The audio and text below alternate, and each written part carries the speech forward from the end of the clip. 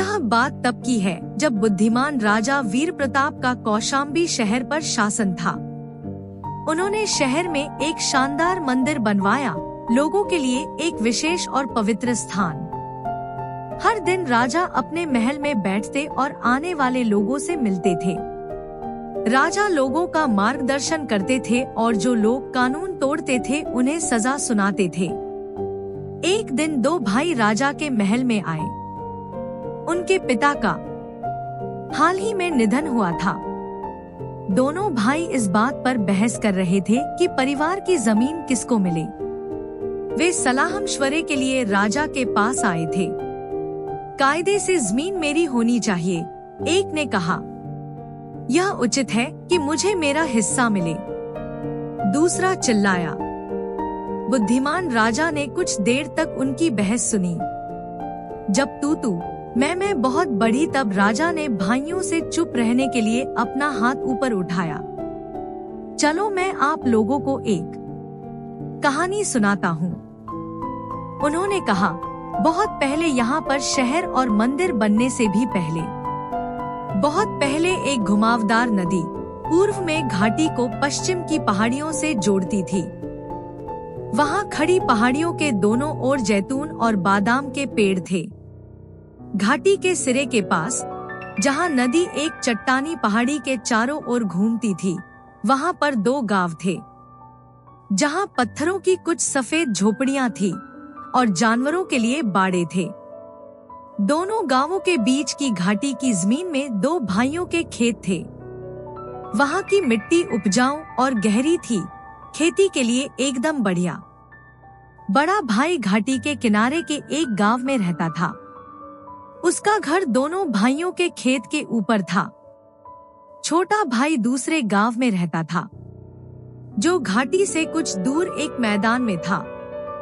गांवों को दो रास्ते जोड़ते थे। एक रास्ता पहाड़ी के ऊपर से होकर गुजरता था और दूसरा घाटी की तलहटी से होकर। हर एक पतझड़ में पहली बारिश के बाद दोनों भाई अपने अपने गधों को लाते और फिर दोनों मिलकर जमीन को जोतते और उसमें बीज बोते थे। सर्दियों में अनाज अंकुरित होता और वसंत में वो बढ़ता था। फिर गेहूं की बालियां दानों से लद जाती थी और गर्मियां आने तक सुनहरी हो जाती थी।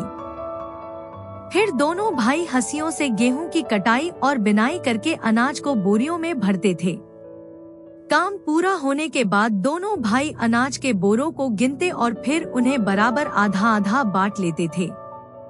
फिर जब पतझड़ आती तब फिर से जुताई शुरू करने का समय आता था। इस तरह साल दर साल बीतते गए। बड़े भाई ने शादी की और जल्द ही उसके बच्चे हुए, जिनके खिलाने की जिम्मेदारी उस पर थी। सौभाग्य से फसल का उसका हिस्सा इतना होता था कि गेहूं सर्दियों तक पूरा पड़ जाता था। बड़ा भाई बहुत संतोषी था। छोटे भाई ने कभी शादी ही नहीं की। कुछ लोगों के अनुसार उसे कभी सही महिला ही नहीं मिली। कुछ अन्य लोगों का कहना था कि छोटे भाई को शांत जीवन पसंद था, पर सच यह था कि छोटा भाई भी बहुत संतुष्ट था। एक गर्मी बहुत अच्छी फसल हुई। दोनों भाइयों ने अनाज के ढेर को बोरों में भरा। प्रत्येक को 20-20 बोरे मिले। बड़े भाई ने जब अपना काम खत्म किया तब उसने अपने छोटे भाई के हाल के बारे में सोचा। मैं बहुत भाग्यशाली हूँ क्योंकि मेरा एक परिवार है, उसने सोचा।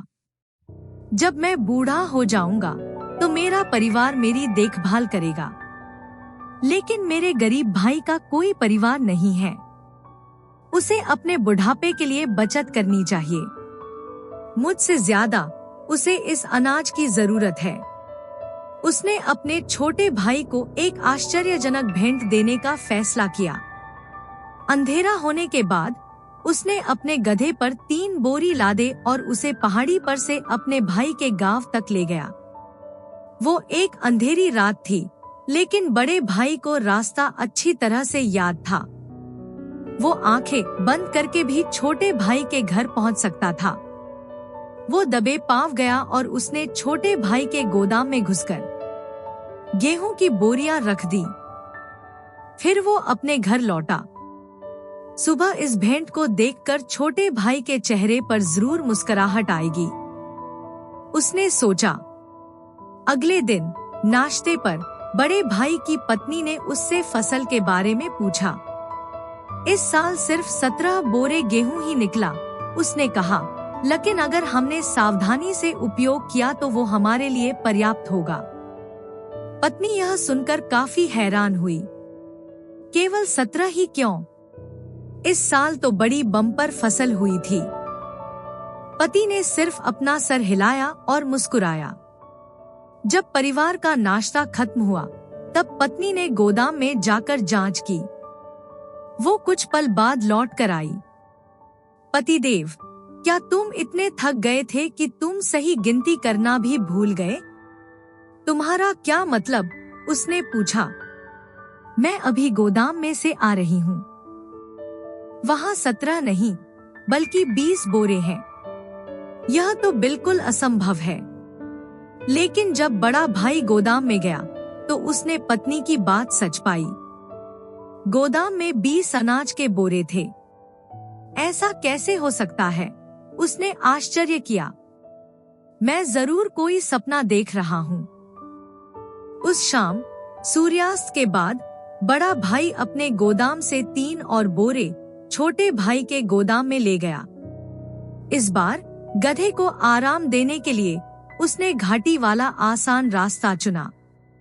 अगली सुबह नाश्ते पर उसने अपनी पत्नी को बताया कि उनके पास केवल 17 बोरे ही होंगे, क्योंकि उसने 3 बोर दे दिए थे। बड़े भाई ने अपनी उंगली अपने होठों पर रखी। वो एक रहस्य है, वो फुसफुसाया। पर उसकी पत्नी ने उसे शक की निगाह से देखा। क्या तुम्हें वाकई में यकीन है? उसने पूछा। हाँ, मुझे पूरा यकीन है। आओ, मैं तुम्हें दिखाता हूँ। लेकिन जब वे गोदाम में गए तो वहाँ अभी भी 20 बोरे थे। वो देखकर उसकी पत्नी काफी नाखुश हुई। तुम मुझसे इस तरह क्यों मजाक कर रहे हो? उसने मांग की। तुम मुझे असली सच्चाई बताओ। क्या वो कोई चमत्कार हो सकता है? उसने सोचा, या अब मैं बूढ़ा और भुलक्कड़ हो रहा हूँ। फिर तीसरी रात सूर्यास्त के बाद बड़ा भाई अपने छोटे भाई को 3 और बोरे देने के लिए निकला। दूसरी ओर 3 दिन पहले जब छोटे भाई ने अपने गेहूं के बोरों को गोदाम में उतारा, तब उसने अपने बड़े भाई के बारे में सोचा। उसे कितने बड़े परिवार को खिलाना पड़ता है। उसने कहा, मेरे भाई के परिवार को मुझसे ज्यादा अनाज की जरूरत है। उसने कहा, मुझे क्या करना चाहिए यह मुझे पता है। मैं बड़े भाई के गोदाम में कुछ अतिरिक्त बोरियां रख कर आऊंगा। उससे भाई को सुबह सुबह एक अच्छा आश्चर्य मिलेगा। फिर अंधेरा होने के बाद उसने अपने गधे पर अनाज के बोरों को लादा।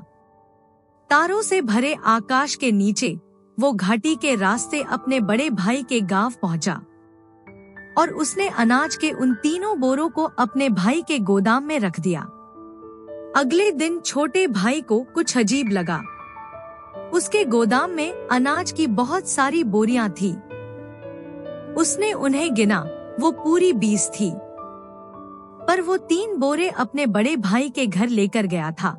फिर वहाँ 20 कैसे हो सकते हैं? क्या वो कोई सपना देख रहा था? पूरे दिन वो हैरान रहा। फिर जब रात हुई तो उसने अपने गधे पर 3 और बोरे लादे और वो अपने बड़े भाई की मदद करने के लिए चला। इस बार वो पहाड़ी के छोटे रास्ते से गया। उसने बड़े भाई के गोदाम में 3 और बोरे डाले और फिर घर वापस आ गया। अगली सुबह उसने फिर से अपने अनाज के गोदाम की जांच की। वहाँ अभी भी 20 बोरे थे। यह कैसे हो सकता है? क्या मैं कल्पना लोक में हूँ? उसने सोचा। लेकिन आज रात मैं सच में अपने बड़े भाई की मदद करूंगा। फिर उस रात तीसरी बार वो अपने बड़े भाई के गांव के लिए पहाड़ी के रास्ते गया। उस दिन पूरा चांद था और रात में सभी चीजें स्पष्ट नजर आ रही थी। जैसे ही वो पहाड़ी की चोटी पर पहुंचा, उसने बड़े भाई को गधे के साथ अपनी ओर आते हुए देखा।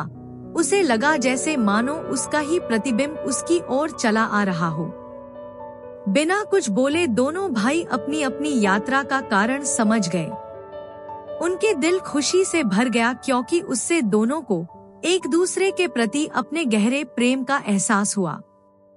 दो गांवों के बीच की पहाड़ी वो स्थान था जहां दोनों भाई मिले थे। वहीं पर पवित्र मंदिर स्थापित किया गया। इन शब्दों के साथ राजा वीर प्रताप ने अपनी कहानी समाप्त की। कहानी सुनने के बाद दोनों भाई चुपचाप खड़े रहे। अदालत में हर कोई यह इंतजार कर रहा था कि अब वे क्या कहेंगे। कुछ देर के बाद बड़े भाई ने ऊपर की ओर देखा।